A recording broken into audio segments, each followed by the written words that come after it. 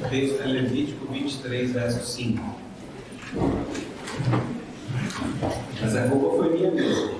Não foi alguém que errou a digitação, não. Eu tinha dado um outro texto. Levítico 23, 5.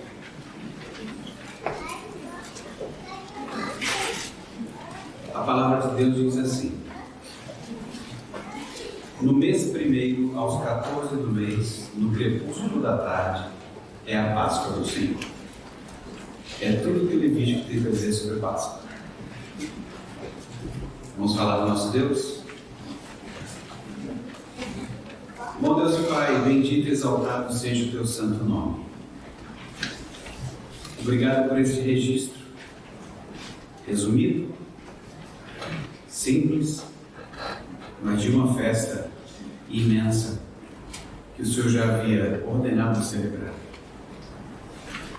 Recebe nossa adoração, Senhor, por causa do Cordeiro do Senhor que tira o pecado do mundo, Jesus Cristo. Recebe nossa adoração e ajuda-nos a ouvir a Tua voz à medida em que meditamos sobre a Páscoa. Nós oramos agradecidos. No nome de Jesus. Amém.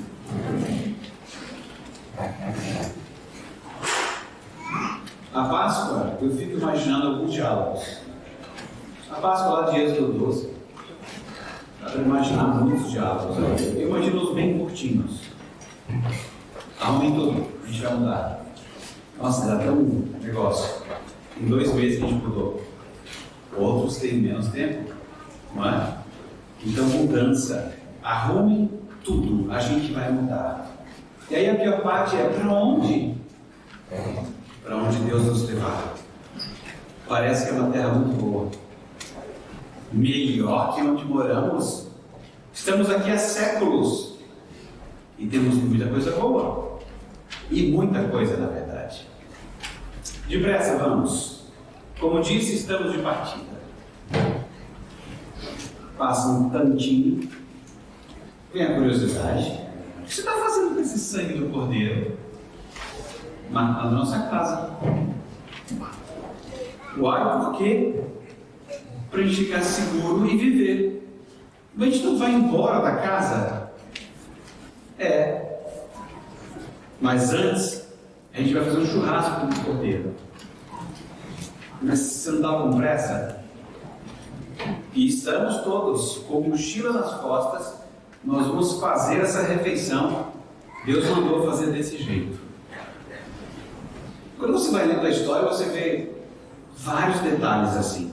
A Páscoa foi a primeira festa do calendário daquelas famílias que juntas estavam sendo libertas e organizadas como um povo. O livro de Levítico a referencia de um modo bem tímido. É a única referência do livro todo, é esse verso 5. Mas é o livro de Êxodo, no capítulo 12, que a descreve em toda a sua exuberância. A Páscoa fala sobre muitas coisas. Fala sobre sacrifício, fala sobre misericórdia, fala sobre julgamento, fala sobre alimentação, fala sobre espera e sobre o nosso destino final, a nossa casa. E quando fala da nossa casa, a gente está em Brasília. Nós temos pessoas que vieram de outros países. Nós temos pessoas que vieram de outros estados, de outras cidades. Quanta gente não está aqui, mas sonhando com aquele doce de leite que a sua mãe faz. Sonhando com o pé de moleque de piranguinho. Se você nunca comeu pé de moleque de piranguinho, você não sabe o que é pé de moleque. Nós ficamos com imaginações do que é o nosso lugar. O desejo sincero de vou lá para Brasília, faço carreira por um tempo, e depois volto para onde estão as minhas raízes. Cuidado, porque a gente pode inclusive se iludir com isso. Achar que as nossas raízes é aquele lugar que você deixou. Quando você volta, você não conhece mais ninguém.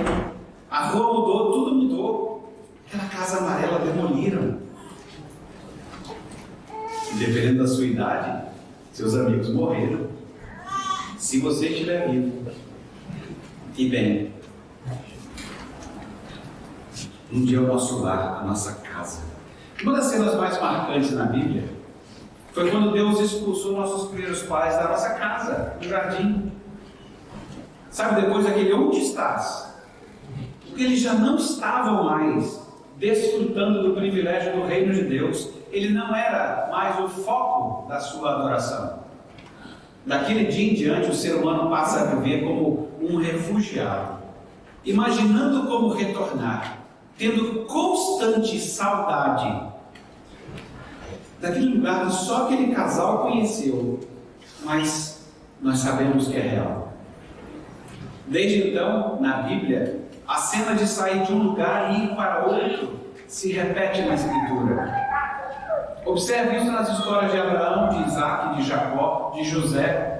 E não foi diferente quando Deus liberta o seu povo da escravidão no Egito. A orientação detalhada da saída incluía a pressa. Mas pressa ou básico?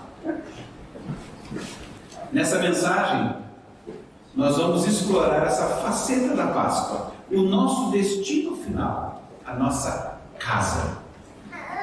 O livro de Levítico, com todos os seus rituais, ele quer nos equipar para nós chegarmos logo lá. Mas a Páscoa, uma das facetas dela, é lidar com a nossa casa. E aí talvez você tenha a grande resposta, que não é voltar para a sua terra natal. Nem foi lá que nós nascemos. Os que estamos em Jesus Cristo, nós nascemos numa outra pátria. Nenhuma terra mais vai nos consolar. E eu vou trabalhar isso em 3 pontos. O primeiro é que a Páscoa deve nos lembrar que Deus nos expulsou de casa. Eu não posso esquecer disso na Páscoa. Deus nos expulsou de casa. Se nos referirmos primeiro à história de uma criação boa e perfeita, não dá para entender a saudade do jardim que nós nem conhecemos, mas que nós desejamos. Sem isso, toda escolha de terra vai ser sempre equivocada. Nossos primeiros pais, eles foram obrigados a sair da sua terra natal, forçados por Deus, que colocou uma barreira para que eles não habitassem no jardim na condição de desobediência em que estavam. Isso poderia ser fatal, aliás, seria fatal para eles. Eles seriam mortos por Deus mesmo. Deus é santo. Mas a história é boa. É que é possível ter a cidadania novamente e voltar para casa. Passar do status de refugiados para o status de peregrinos. Ser santificado, fazer parte do reino de Deus novamente. Por isso, na Bíblia, a nossa jornada para a cidade celestial é um retorno peregrino, é um retorno dos santos de Deus. É por isso que o drama do refugiado ele precisa ser visto sempre sob as condições da criação, da queda e da redenção. Há um lugar bom, e é por isso que nós buscamos sempre vislumbres de um mundo bom. É por isso que a gente escolhe cidades que sejam melhores para nós. A gente é movido para buscar o que é bom. Nessa jornada rumo ao mundo bom, aqueles que foram habilitados por Deus para essa caminhada vão se esbarrar com problemas, vão conhecer lugares que não são bons, lugares para onde ninguém deveria ir, vão se deparar com barreiras que ninguém deveria transpor, se verão diante de muros que ninguém deveria querer espiar para ver o que tem do lado de lá.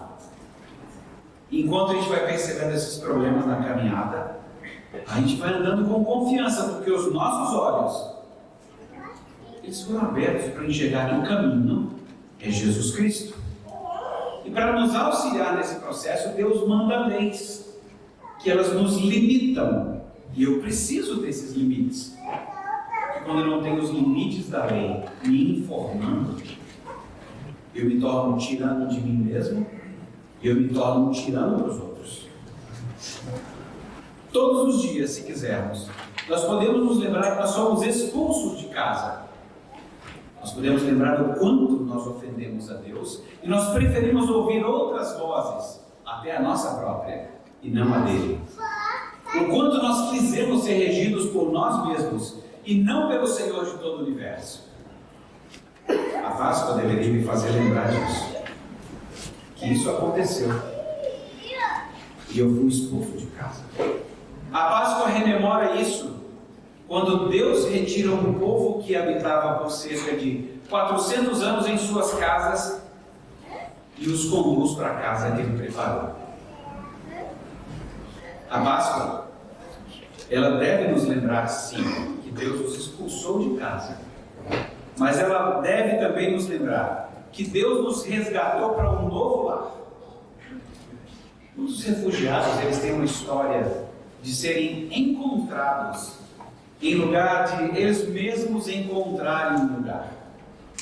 Alguém vem em seu resgate e os guia no caminho para se tornarem estrangeiros residentes. Tudo é tão diferente para quando você está nessa situação, como estrangeiro residente. É por isso que, será que nós não deveríamos estranhar os costumes das terras por onde nós vivemos por aqui? Não nos soa diferente o sotaque e os termos utilizados por aqui? Afinal, nós somos cidadãos de uma outra pátria. Para o povo de Deus em Êxodo 12, também deve ter sido desafiador tudo que ouviam e viam. Deus quer livrá-los, mas como que Deus vai fazer isso? O que eu preciso levar, afinal? Quanto tempo até chegar nessa terra maravilhosa? E tudo estava muito confuso, porque tudo tinha que ser feito às pressas. Por que sair como se estivesse fugindo? E se a gente vai sair às pressas? Eu penso em muitas questões, menos em preparar uma refeição bem elaborada. Pressa, não é? Todo assado, ele está associado a uma lembrança. Fica uma marca, um sabor, que você vai levar para a vida inteira. É por isso que você pode chupar a bala 7 pérolas e falar assim, voltei no passado. Porque algum sabor é mantido ali. Pode ser um suspiro, pode ser um bolo, pode ser uma tapioca, pode ser um desses cheiros que você passa nas comerciais e tem alguém cozinhando alguma coisa e você fala assim, lá em casa não tem nada. Porque quem ia fazer era eu. E eu estou aqui cheirando as coisas dos outros. E os cheiros vão te levando para os lugares.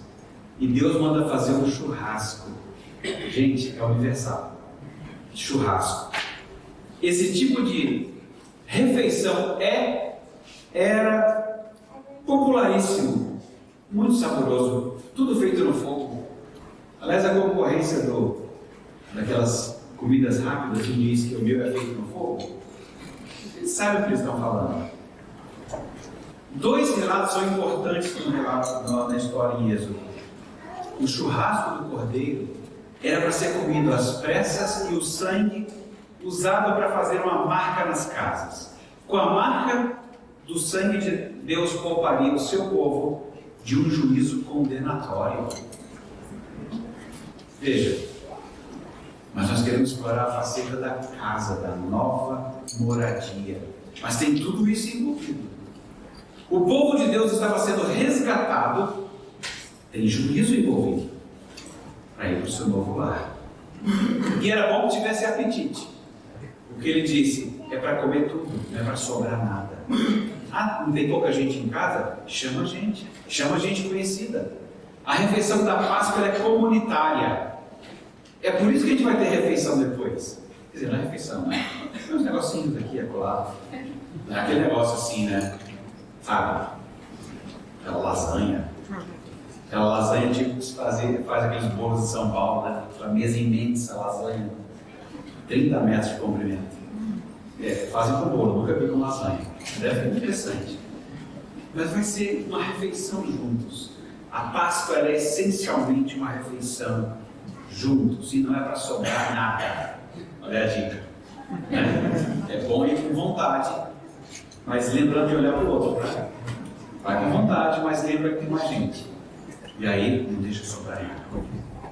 O bom é você comer só um pouco daquela olhada, ver se vai sobrar, e aí parte para cima. É a estratégia. Eu espero que eles tenham tido essa estratégia na época do Cordeiro. Nesse mundo quebrado pelo pecado, sabores, experiências, vivências, seja lá o que você nomear, quando é muito prazeroso, você já sabe, dura pouco. Isso é uma coisa muito irritante. Dura pouco. Bom, esse é um jeito de olhar, mas tem outro jeito de enxergar a cena. Nesse mundo manchado pelo pecado, Deus está trabalhando em nós para que a gente não tenha a ilusão de que o churrasco do Cordeiro é a melhor refeição que eles já tiveram na vida. Há um alimento de fato que sacia a fome, e não é qualquer prato que você encontre nessa terra, nenhum deles. Deus estava trabalhando o coração do seu povo para vir a se satisfazer com o pão que desce do céu. É isso que ele está fazendo. Apenas alimentando-se dele, as pessoas descobririam o que é falar assim: obrigado, eu estou satisfeito. Ou então, quando te oferecerem um alimento que não presta muito, você fala assim: obrigado, eu estou satisfeito. O foco, na verdade, nem era o churrasco. Como ele deveria ser comido às pressas, o desejo deles deveria estar voltado somente para chegar naquela habitação que Deus prometera que daria. O descanso, o seu lar definitivo. E olha que descanso ele é estrutural na criação. Em Gênesis 2, versos 2 e 3, nós lemos que Deus, havendo terminado no dia 7º a obra que fizera, descansou nesse dia de toda a obra que tinha feito. E abençoou o dia 7º e o santificou, porque nele descansou de toda a obra que fizera como Criador. A cada ciclo de trabalho, descanso e desfrutar das bênçãos. Deus deseja que todas as vezes que você chega em casa para descansar, você se lembre dele, ideia dele. Chegou em casa para descansar, você dá aquela olhadinha e faz assim: bom, muito bom. E a cada momento de frustração, de você não ter descansado bem ou o suficiente, é para você se lembrar que você foi resgatado para um lar e que não é aqui. O seu descanso não está nas coisas que você conquistou, está nas coisas que Deus conquistou para você. Jesus é o nosso descanso. Tudo na Páscoa vai Jesus, Jesus, Jesus. Eu preciso lembrar que Deus nos expulsou de casa. A Páscoa tem que me lembrar disso. E a Páscoa tem que me lembrar que Deus nos resgatou para um novo lar. E agora, a Páscoa deve nos lembrar que Deus providencia sabores novos. Eu não sei quanto é você, mudar é muito chato. E mesmo quando eu falo novo céu, nova terra, eu não animo. Eu fico assim: Deus, eu sei que deve ser bom, mas o meu pecado não deixa eu ficar muito animado. Porque tudo que eu conheço são as mudanças que a gente conhece aqui. A não ser que seja assim, não tem que fazer mala, não tem que carregar nada. Tomar nenhuma decisão se eu vou guardar ou não alguma coisa. Ler papéis que eu sei lá de onde, que época é. Se não envolver nada disso, talvez eu venha gostar. A gente não se anima muito, mas sempre tem um sabor diferente. Ir para casa nova, sabores novos, terra nova, vinho novo. É empolgante. Era como Paulo dizia, que estava sempre pronto a deixar tudo que tinha para estar com o Senhor. E é por isso que quando você vê algumas histórias da Bíblia, você fica sem entender. O que a mulher de Ló viu? É uma história intrigante. O que havia naquela sociedade corrompida que a fez sentir falta de alguma coisa e olhar para trás?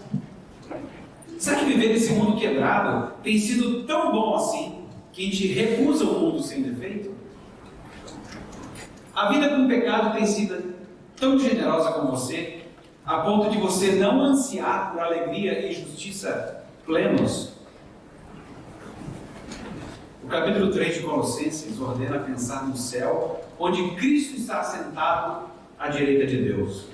E diversas outras passagens na Bíblia explicam que o céu é o reino eterno de Deus, é o culminar da redenção. Para que hoje você possa responder aquela pergunta: onde estás? E você responder: eu estou em Cristo. Eu estou de volta no reino de Deus. Eu sou parte da sua família. Fica mais claro, não fica? O que Deus estava fazendo com o seu povo, com a Páscoa, lá no Êxodo.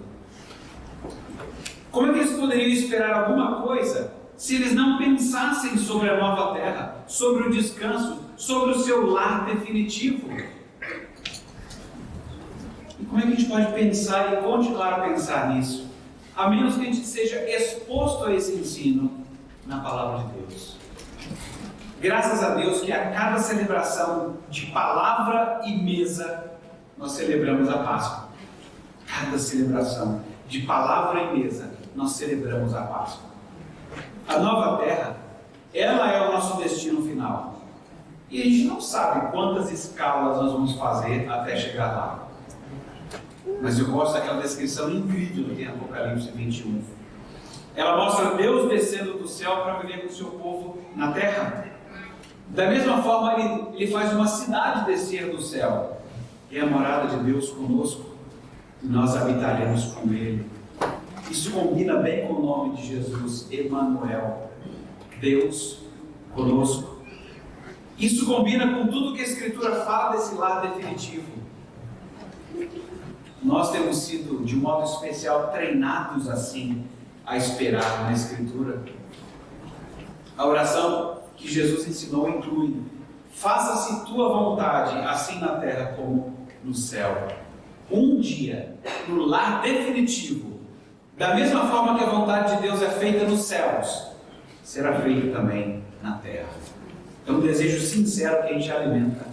A história do povo de Deus, que estava sendo contada em detalhes do deserto, é o período que você tem no Pentateuco aí, é uma história contada no deserto, na caminhada que eles teriam, ensinava, dentre outras coisas, que as pessoas ansiavam por um país melhor, porque na verdade ansiavam por Deus. Sempre que um cristão diz que ama Jesus, que quer estar ao seu lado, certamente quer viver e morar onde ele mora. A razão pela qual o lar definitivo importa é porque Jesus mora lá. E nós queremos estar com Ele. Eles ansiavam por um país melhor. É uma cena tão parecida que nós estamos. Nós, de vez em quando, Deus faz mais com uns do que com outros, de tira daqui, leva para ali. Mas com certeza todos estamos na mesma toada, como nessa história do deserto. A caminhada que nós estamos é chamada de deserto. Rumo à nova Canaã, rumo ao novo céu e à nova terra. Nós estamos com a mesma expectativa. Sabe o que é pressa com Páscoa? É que cada vez que você participa da mesa do Senhor, anunciando a sua morte até que Ele venha, e comendo o pão e bebendo o cálice, quase com a mesma pressa de sair desse mundo caótico, com base naquela saída do povo de Deus em Êxodo 12. O povo de Deus de todas as épocas recebeu orientação para essa peregrinação. Pode faltar tudo, menos ceia e palavra. Porque a nossa identidade está formada por mesa e palavra. De acordo com o Êxodo 12, a responsabilidade de instruir os filhos sobre essa palavra e sobre a mesa repousa nos pais. Eles devem explicar o que está acontecendo nesse reencenar do Evangelho. Um dia a gente vai poder estudar as festas que aconteciam no Antigo Testamento, para você percebendo a sequência delas. e vê que começa com a Páscoa, que é a ação de Deus em nosso favor. Só depois disso você trabalha a santidade. Por isso que é tão estranho no país em que nós estamos, ou em muitos lugares do mundo, que as pessoas operem. Vou tentar viver um período de santidade para participar da Páscoa. Isso soa tão estranho. Que a primeira festa é a Páscoa. É a partir da Páscoa, do Cordeiro que Deus ofereceu para nós, é que você trabalha a santidade, não o oposto. É tão estranho que a gente tem que passar uma quaresma se mortificando para poder participar do Cordeiro. É o oposto. Eu preciso participar do Cordeiro, senão eu não consigo batalhar por santidade, porque não sou eu que venço, é Cristo que venceu a mim. Pais, vocês precisam explicar esse reencenar do Evangelho o tempo todo, a morte, a ressurreição, o desejo dessa restauração definitiva de todas as coisas, a revelação do nosso lar. Se, pais, prestem atenção, se vocês estiverem, se você não é pai, presta atenção, pode ser que você esteja, venha a ser. E se você nunca vier a ser, você precisa ajudar a fixar aquilo que deve ser ensinado pelos pais. Porque senão eu chamo um solteiro para tomar conta de alguma coisa e falo assim: pai, a gente tem isso aqui para os meus filhos, toma conta aqui para mim. Aí o que o seu pai ensinou? Pai ensinou a ter expectativa do novo céu e nova terra. Não. Aí eu dou para a orelha de solteiro. Ele tem que fazer conforme a Escritura ensina. Ele tem que ajudar nesse processo.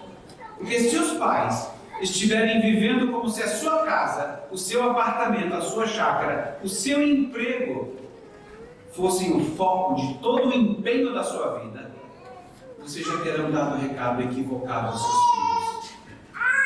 Pais que não sabem onde é a sua morada definitiva deixarão como herança apenas a ilusão da estabilidade e satisfação nas cidades que vão sofrer destruição. Cuidado. O que você diz onde está o seu descanso e satisfação é aqui? É alguma coisa por aqui que vai sofrer destruição? Os seus filhos estão vendo o foco, a sua expectativa de novos céus e nova terra? A Páscoa para o povo de Deus no Antigo Testamento, ela foi a libertação da escravidão do Egito. Nós não somos mais dessa época. Jesus Cristo já veio. Para o novo povo formado a partir do segundo Moisés, Jesus é a libertação da escravidão do pecado. É mais profundo.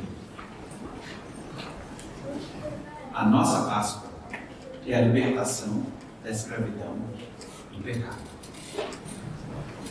O povo de Deus no passado marcou as suas casas com o sangue do Cordeiro.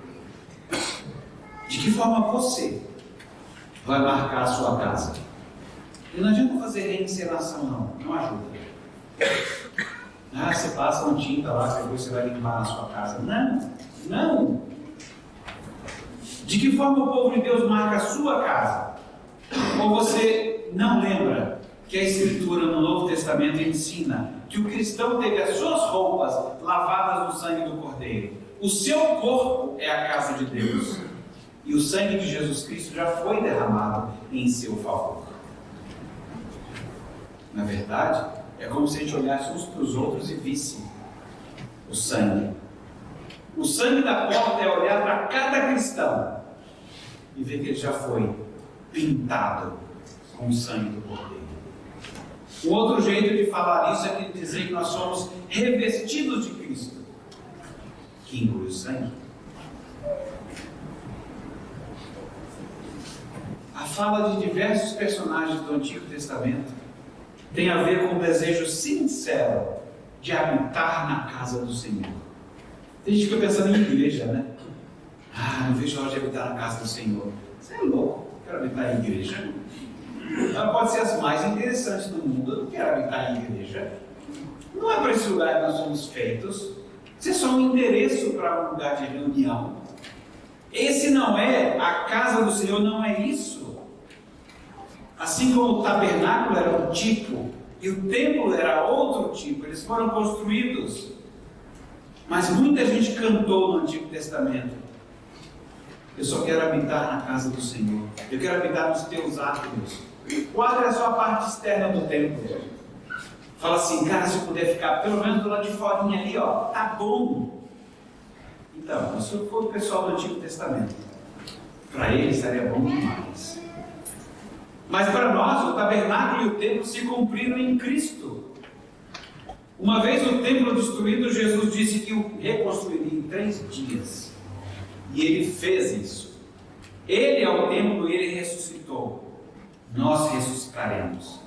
A casa do Senhor tem fundamento e tem telhado, que é Jesus Cristo. E as paredes somos nós, que Deus tem chamado para compor a sua família. Então, soaria tão estranho falar assim: eu queria tanto habitar na casa do Senhor. Fala assim, então, você está habitando. Aquele é o texto do pessoal do Antigo Testamento. O nosso texto mudou. Nós já fomos pintados com sangue. Nós somos as casas. O mundo começou assim. Um lugar preparado por Deus para o ser humano habitar. Um lugar no qual a comunhão com Deus seria constante. Nós fomos criados para habitar na presença dele. O tabernáculo e tudo que veio no Antigo Testamento teve esse mesmo objetivo: nos dar as condições para que a gente esteja na presença de Deus. Hoje e hoje. Hoje a condição para estar na presença de Deus é aceitar a construção que Deus ofereceu ao mundo. Jesus Cristo, seu Filho. Ele é o templo, ele é a luz, ele é o pão, ele é o animal sacrificado, ele é o sacerdote. Jesus é o sacrifício definitivo. Ele é a condição para nós podermos estar diante de Deus. E prova disso é que as partes de sua casa, vocês e eu, nós somos oferecidos como sacrifício vivo todos os dias. Porque todos os dias o fogo do Senhor nos consome para nós aprendermos a amá-lo cada vez mais, acima de todas as coisas, e o nosso próximo como nós mesmos. E isso em cada serviço que nós prestamos. Essa é a Páscoa do Senhor. É um pouco diferente, não é? Daquela do Antigo Testamento. Mas tem não tem a mesma profundidade, tem mais profundidade. É a Páscoa do Senhor. Usando um pouquinho da faceta do nosso novo lar.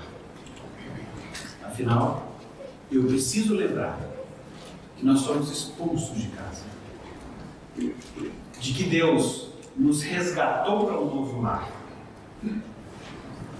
E que nos dá sabores novos. A próxima vez que você estiver diante da mesa do Senhor, saboreie bem.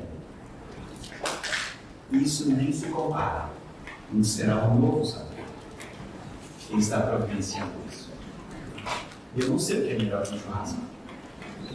Mas Deus sabe. Vamos falar com Ele? Bom Deus e Pai, bendito e exaltado seja o Teu santo nome. Obrigado pela Páscoa. E obrigado por essa perspectiva da Páscoa de nos fazer pensar nesse novo lar. Que o Senhor nos desarraiga de um lugar, o Senhor nos arrasta de um lugar e leva para outro e diz: é o seu lugar definitivo. Bendito seja o Teu santo nome, Pai. Expurga do nosso coração toda a confusão que faz com que a gente olhe para esse mundo com o melhor que Ele tiver a oferecer, mas não nos deixa estar confundidos de que há alguma coisa aqui que não será destruída. Aqui não é o nosso lar. Obrigado por nos lembrar disso E obrigado por nos lembrar que o Senhor já providenciou um novo lar. E que nós já estamos de algum modo vivendo nele, no corpo de Cristo. Obrigado porque isso traz pequenos prazeres aqui e acolá, pequenos vislumbres aqui e acolá. Bendito seja teu santo nome por isso, por nos deixares ver o que nós não veríamos por nós mesmos, por deixares contemplar aquilo que jamais contemplaríamos e por continuarmos a desejar aquilo que o Senhor nos ensina a desejar. Age em nós, Senhor, a fim de que a Páscoa ela seja constantemente celebrada no culto que prestamos ao Senhor.